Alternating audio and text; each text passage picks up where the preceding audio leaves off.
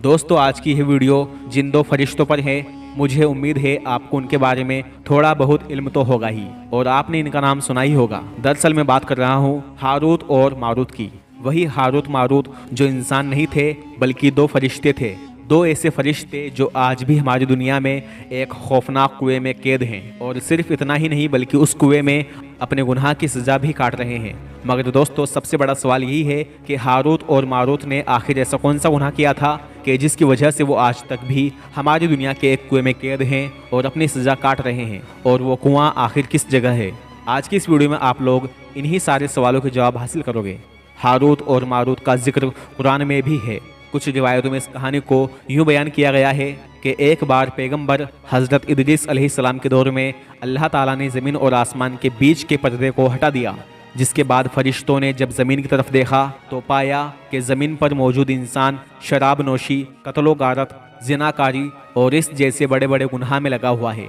ये देखकर फरिश्तों ने अल्लाह से शिकायत की और कहा कि इन लोगों को तो ज़मीन पर इबादत, इताअत व फर्माबरदारी के लिए भेजा गया था, मगर यह लोग तो फसाद फैला रहे हैं। और यह कहकर फरिश्तों ने अहले ज़मीन वालों के लिए बद्दुआ की, जिस पर अल्लाह ताला ने जवाब दिया और फरमाया, क्योंकि तुम लोग हमेशा मेरे सामने रहते हो जबकि ज़मीन पर रहने वाले इंसानों और मेरे बीच में एक पर्दा मौजूद है। इसके अलावा इंसानों में नफ्स और ख्वाहिशात भी दी गई हैं, इसीलिए यह लोग आसानी से गुनाह में मुब्तला हो जाते हैं। इन तमाम चीज़ों के बावजूद भी फरिश्ते मुतमईन ना हुए तो अल्लाह ने फरमाया कि अब तुम लोग अपने में से परहेजगार और नेक फरिश्तों को चुन लो।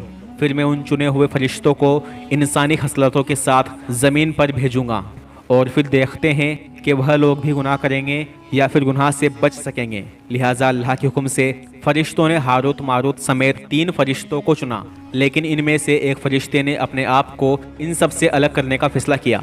और इस तरह सिर्फ 2 फरिश्ते ही थे जिन्होंने इंसान बनकर ज़मीन पर जाने का फैसला किया, और उनका नाम था हारूत और मारूत। इन दोनों फरिश्तों को इंसानी खसलतों के साथ ज़मीन पर उतारा गया। इन दोनों फरिश्तों को उस दौर में इराक के एक शहर बाबुल में उतारा गया। बाबुल में आकर इन दोनों ने एक काजी के तौर पर काम करना शुरू किया।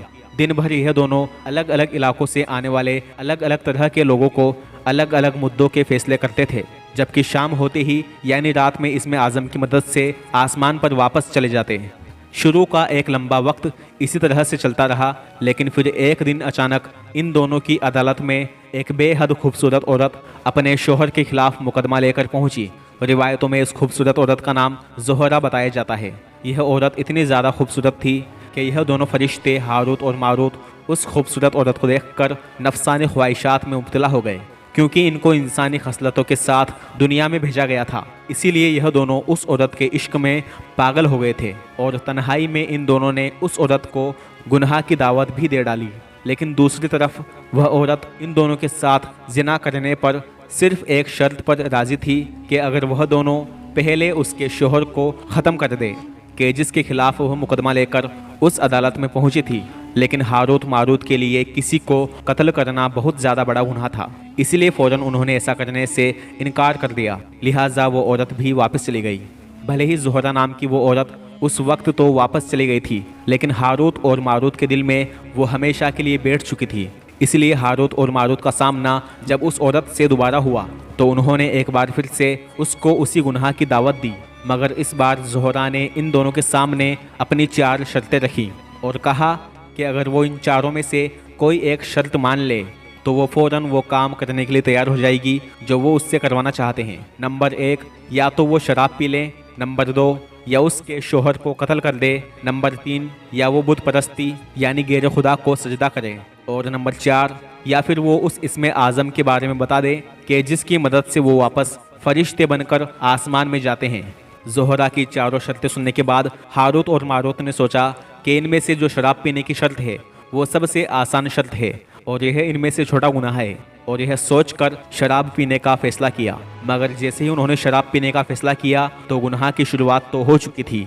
शराब पीते ही सबसे पहले तो इन दोनों ने ज़ोहरा के साथ ज़िना किया और उसके बाद उसके शोहर को भी कत्ल किया और फिर पत्थर के खुदा को भी सजदा किया और ज़ोहरा को वो इसमें आज़म भी बता दिया कि जिसकी मदद से वो वापस फरिश्ते बनकर आसमान में जाया करते थे।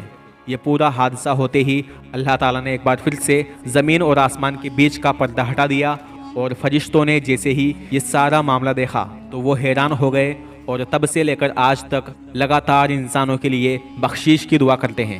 دوسری طرف اس میں اعظم سیکھنے کے بعد زہرہ نام کی وہ عورت ہاروت اور ماروت کے ساتھ آسمان کی طرف روانہ ہوئی، لیکن آسمان پر پہنچتے ہی اس کو قید کر کے ایک تارے میں بدل دیا گیا، جس کو آج کے وقت میں ہم لوگ زہرہ یعنی وینس کے نام سے جانتے ہیں۔ دوسری طرف جو ہاروت اور ماروت تھے ان کو یہ آپشن دیا گیا تھا کہ یا تو آخرت میں یا پھر دنیا میں اپنے گناہ کی سزا بھگتو۔ انہوں نے دنیا کی سزا بھگتنے کا فیصلہ منظور کیا اور اسی وقت ان کے پروں کو کاٹ دیا گیا اور ان کو بابل کے ایک کنویں میں الٹا لٹکا دیا گیا۔ تب سے لے کر آج تک لگاتار یہ دونوں فرشتے اسی کنویں میں الٹے لٹکے ہوئے ہیں اور اپنے گناہ کی سزا کاٹ رہے ہیں اور تب تک لٹکتے رہیں گے جب تک ہماری دنیا کا نظام چلتا رہے گا۔ ویسے تو ہاروت اور ماروت کا ذکر قرآن میں بھی موجود ہے اور ساتھ میں حدیث کی کچھ کتابوں میں بھی ان کا ذکر ملتا ہے، اور اس کے علاوہ علامہ حضرت عسقلانی، امام ابن سیوطی اور حضرت امام ابن کثیر جیسے لوگوں نے بھی اس پوری کہانی کو سچ بتایا ہے۔ مگر اس کے باوجود بھی کچھ کا کہنا ہے کہ ہاروت اور ماروت سے جڑی ہوئی جس طرح کی کہانیوں کو بیان کیا جاتا ہے یہ کہانیاں پوری طرح سے سچ نہیں ہے، لیکن ہاروت اور ماروت کا وجود ہے کیونکہ ظاہر ہے قرآن میں ان کا ذکر ہے، مگر ان کی جو کہانیاں ہیں ان کو کچھ زیادہ ہی بڑا چڑھا کر ذکر کیا گیا ہے، یا پھر ان کے مطابق یہ کہانیاں اسرائیلی روایتوں سے لی گئی ہیں۔ قرآن کی سورہ بقرہ کی آیت نمبر 102 میں ذکر ہے کہ گمراہ لوگ ان باتوں کے بھی پیچھے لگ گئے جو شہر بابل میں دو فرشتوں یعنی ہاروت اور ماروت پر اتری تھی، اور وہ دونوں کسی کو تب تک کچھ نہیں سکھاتے تھے جب تک یہ نہ کہہ دیں کہ ہم تو ذریعہ آزمائش ہیں، تم کفر میں نہ پڑو۔ لیکن لوگوں نے ان سے ایسا جادو سیکھا جس سے میاں بیوی میں جدائی ڈال دے، لیکن اللہ کے حکم کے سوا اس جادو سے کسی کا کچھ بگاڑ نہیں سکتے تھے، اور کچھ ایسے منتر سیکھتے تھے جو ان کو کچھ فائدہ تو نہیں بلکہ نقصان ہی پہنچاتا تھا، اور وہ جانتے تھے کہ جو شخص ایسی چیزوں یعنی سحر اور منتر کا خریدار ہوگا اس کا آخرت میں کچھ حصہ نہیں، اور جس چیز کے بدلے میں انہوں نے اپنی جانوں کو بیچ ڈالا وہ یقیناً بری تھی، کاش وہ اس بات کو جانتے۔ آج کی اس ویڈیو کا اختتام یہیں پر کرتے ہیں۔ ویڈیو پسند آنے پر لائک کریں اور شیئر کریں سب کے ساتھ، اور چینل کو سبسکرائب کر کے بیل نوٹیفیکیشن کو آن رکھیں۔ ملاقات ہوگی اگلی ویڈیو میں انشاءاللہ، زندہ رہا تو۔ السلام علیکم۔